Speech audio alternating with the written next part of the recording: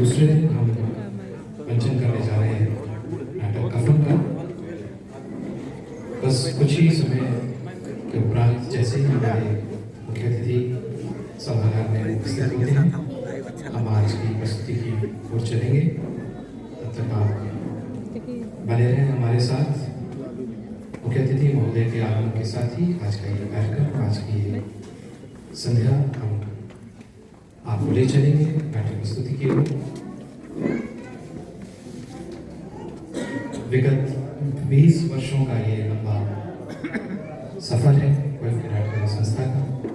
विभिन्न प्रस्तुतियों के माध्यम से लगातार आपसे जुड़ते रहे हैं। कलाकुंभ नामक आयोजन हम हर माह यहाँ पर करते हैं, जिसमें अलग अलग विधाओं में हम अतिथि कलाकारों को आमंत्रित करते हैं इस मंच पर प्रस्तुतियों के लिए। वो प्रस्तुतियाँ नृत्य की हो सकती हैं, गायन की हो सकती हैं, अभिनय की हो सकती हैं, रचनाकार या साहित्यिक कर्मी यहाँ पर अपनी प्रस्तुतियाँ देते हैं।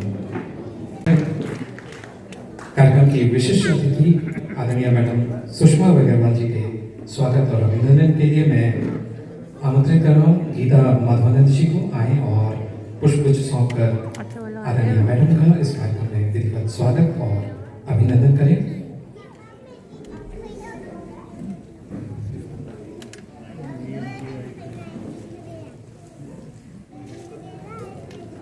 करताल ध्वनि से अभिनंदन कीजिए कार्यक्रम के विशेष अतिथि।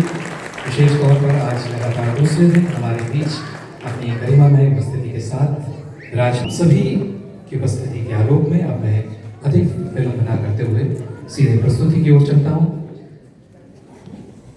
कुछ कहानियाँ जो हमारे जीवन का हिस्सा हैं, उसमें आप अगर अपनी स्मृति, बहुत सारी ऐसी कहानियाँ हैं जो आपको मुंशी प्रेमचंद की याद होंगी। कथाकार के रूप में उनकी हमारे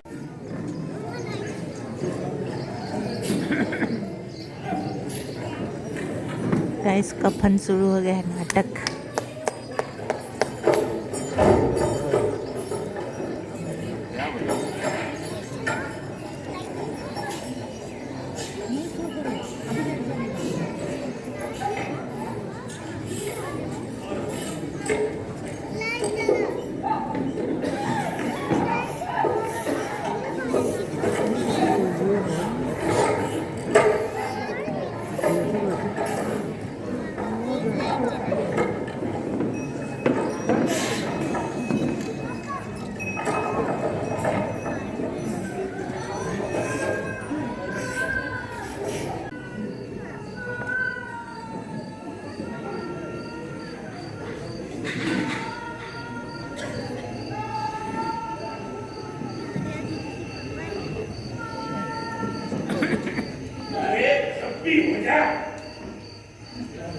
चिल्ला चिल्ला के सारा मोहल्ला सर पे उठा रही है।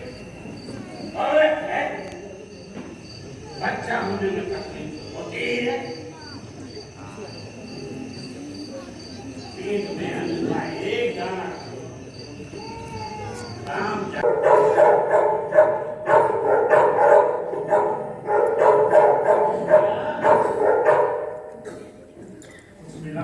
मेरा सर है। पान से बैठे बैठे किसी तरह मौका मिला तो ठाकुर के खेत से 2 आलू लेकर जो होगा सारा शान से गया, कहां से 2 ही और क्या वो लेकर भागते भागते साले कुत्तों ने जो दौड़ाया। ठीक है ठीक है,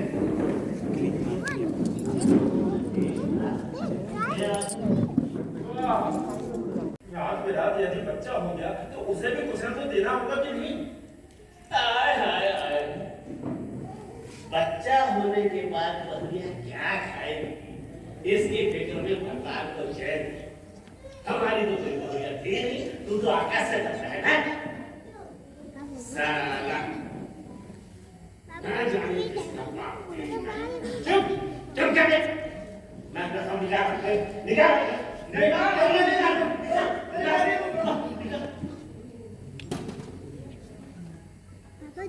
बहुरिया को क्या कच्चे खिलाएगा?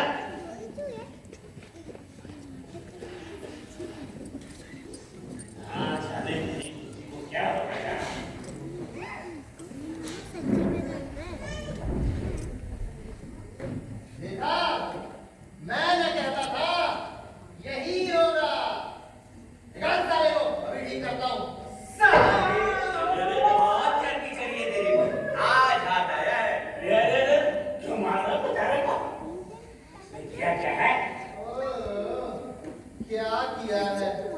जमींदार के खेत से आलू चुरा के भागा तेरा ससुर। वो तो हम देख रहे थे, न जाने कब तक चोरी करता रहेगा। ये आलू तो मैं खरीद के लाया हूँ। खरीद के लाया हूँ। ये बुढ़ा भी कुछ कम नहीं है। यही है गुंडा बापू। अबे आज तक तुम लोगों ने चीज खरीद के खाई है? अरे बात कर रहा था, इसको भी लगा दो भाई। क्यों मारे तुम इन लोगों को? अच्छा, मारे नहीं तो क्या आरती उतारे? ये माधव जमींदार के खेत से आलू चुरा के भागा है। देखा मैंने कहता था ऐसा ही कुछ होगा। तुम ही चले थे पड़ोसियों की मदद करने। अरे इनकी कौन मदद करेगा? इन दोनों की वजह से पूरा गांव बदनाम हो रहा है। इस घिसू को कितनी दफे समझाया मैंने कि काम चोरी छोड़कर कुछ मेहनत मजदूरी कर।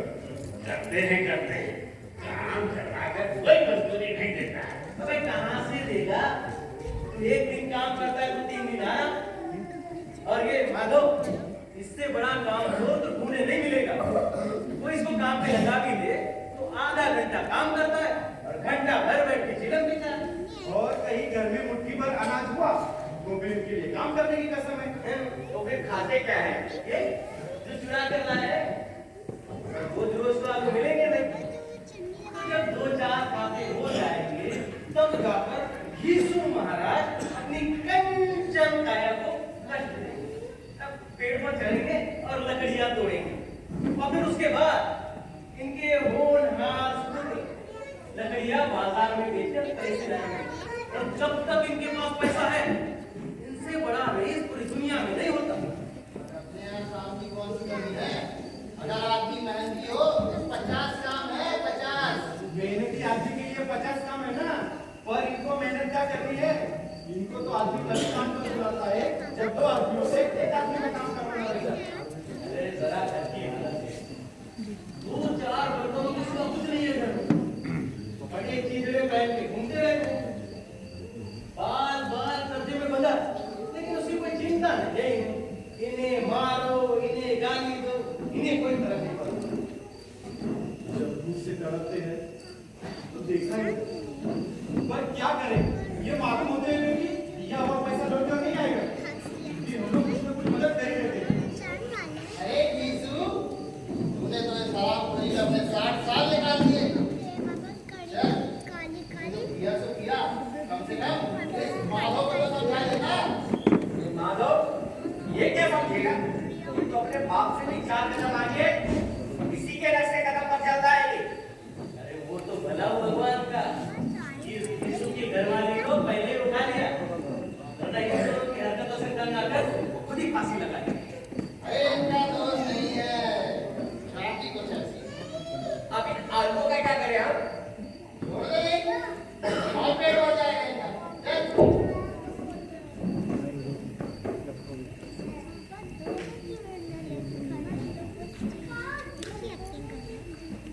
शर्म करो, शर्म करो। आज तुम लोगों के कारण वो लोग पूरी बिरादरी को गाली दे गए। अरे इन्हें क्या फर्क पड़ता है? अब तू भी किनके में लग रहा है? चल।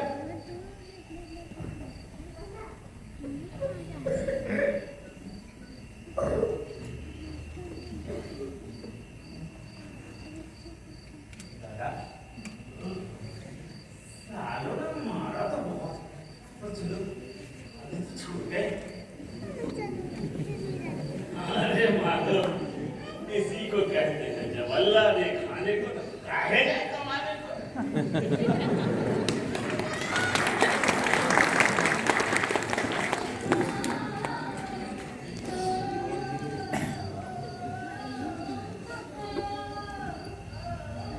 अच्छा, स्नान से बाहर गए, आदमी लोग ने बहू को एक नजर देखा भी।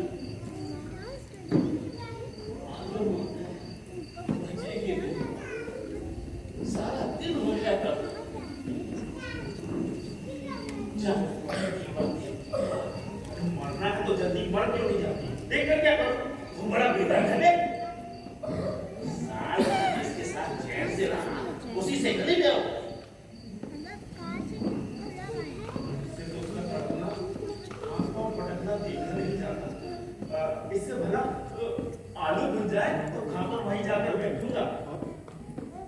दर्द से तड़प रही थी, अब तू आलू खा के जा। जाना देख क्या क्या दशा है उसकी। चुड़ैल का प्रसाद होगा और क्या। मुझे भी 5 रुपए मांग, मुझे वहां जाने से डर लगता है।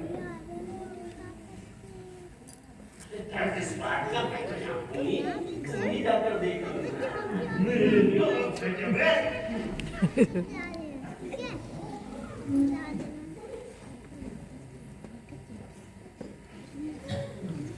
देवी और बड़ी थी, 3 दिन तक उसके पास से मिला खड़ी थी। फिर मुझसे लजाएगी कि नहीं? जिसका मुंह कभी नहीं देखा उसका मुखड़ा मत देखो, उसे तन की सुन भी नहीं होगी। अब मुझे देखेगी तो खुलकर हाथ पांव नहीं बढ़ा सकी। जाना देख क्या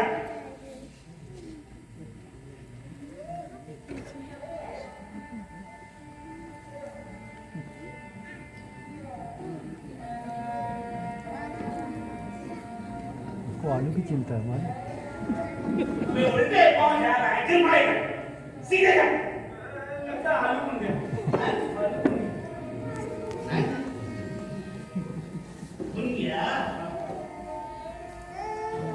ठीक है। देख बराबर रिश्ते करता हूँ कि नहीं।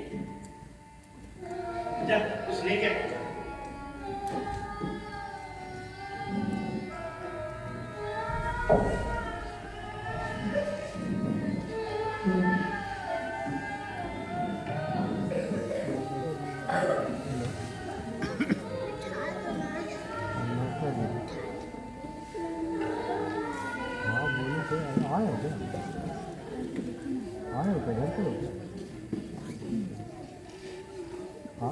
सुनो हम लोग इस जगह आए, जैसे यहाँ पे फ्री होंगे तो हम कॉल करेंगे तुमको, ठीक है?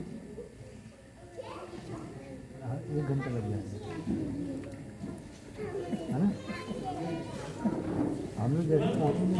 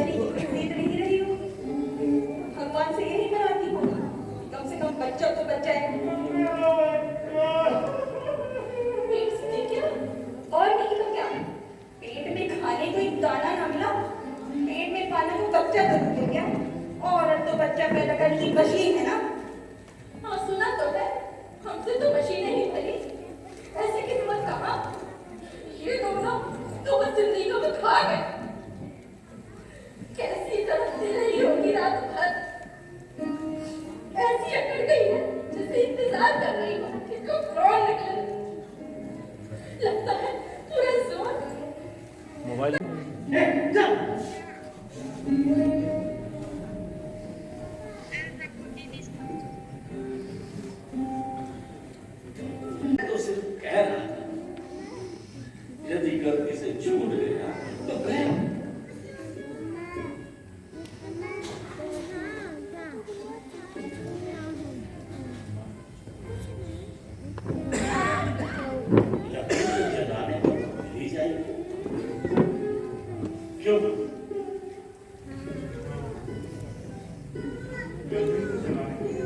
उसके कफन के लिए भीख मांगने जा रहे हैं। उसकी लाश का तमाशा बनाकर लोगों के आगे हाथ धर रहे हैं। लेकिन अब चाह रही क्या है? कौन ऐसे तुझे पैसे देगा? नहीं, क्या नहीं? घर में इस तरह लाश छोड़कर कोई बाहर नहीं जाता। पाप होता है। पाप कहाँ नहीं है हमको? पाप और की बात बड़े लोगों के लिए रहने देगा। ये बातें हमें मुझसे अच्छी नहीं लगती है। हमारे लिए तो सबसे बड़ा तरीका है बहू का संस्कार। चल बेटा चल, देरी हो रही है।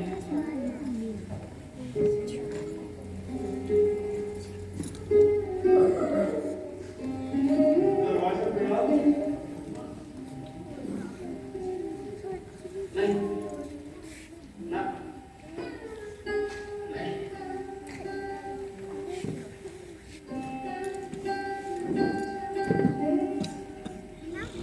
गाँव की बहू बेटियां आएंगी, देखेंगे तभी तो कुछ मिलेगा। अच्छा सुन, ठाकुर साहब के यहाँ जाऊंगा, चेहरे पे मुंगली आना।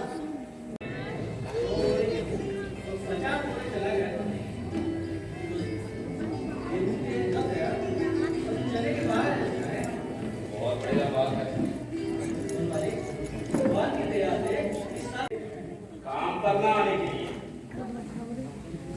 कई बार इन्हें अपने हाथों से पीट चुका हूं। लेकिन दोनों बड़ी विपत्ति में आए।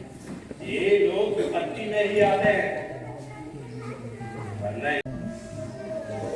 क्यों बे किस्मत रोता क्यों है? आजकल तो दिखाई भी नहीं देता।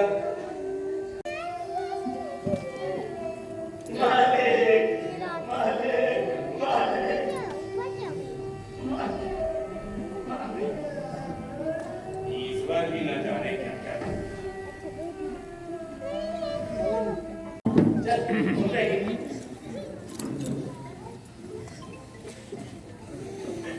तुम्हें 200 रुपए डाला। हाँ ठाकुर की कहाँ गया है? और ये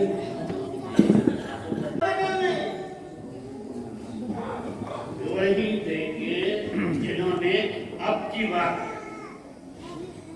अगर हाँ इस बार रुपये हमारे हाथ में है। ये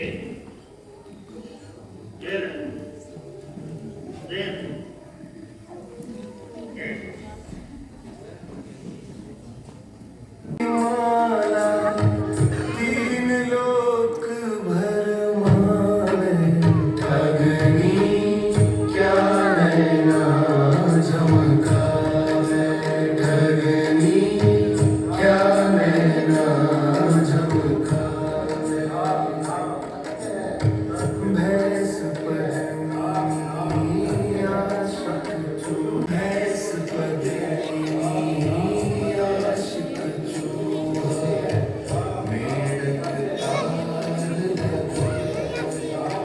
चोला पहिर के गधा नाचे विष्णु